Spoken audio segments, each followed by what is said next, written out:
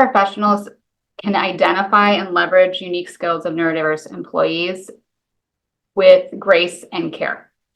Because if you're a neurodivergent person, you may not want to disclose outright, but you don't need disclosure to be a supportive environment for neurodiversity.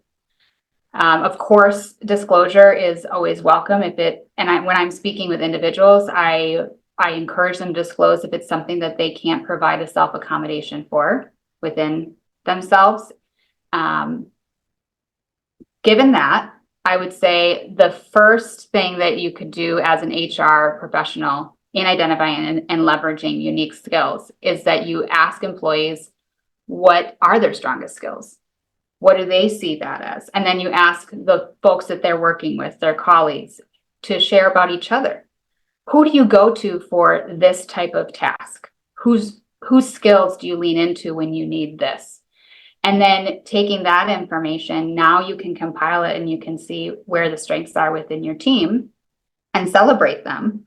And as you celebrate, you also are saying, I see you. You're creating that rapport within your teams. You're engaging your employees. The other piece that you can do is you can engage employees in assessments of the executive functioning skills. And those are like the organization, task management, social emotional skills, and see where everybody lands and use that as a conversation springboard. Not necessarily of good or bad, but where are the strengths? And then again, putting the teams together based on those strengths and then partnering them where if somebody's really good with task management and someone's really good with communication, put them together so that they can balance each other out. There's another something that HR can do to identify and leverage skills for neurodiverse employees is, and it might seem pretty obvious, but look at what types of tasks or types of projects that your employees are getting really engaged in and excited about.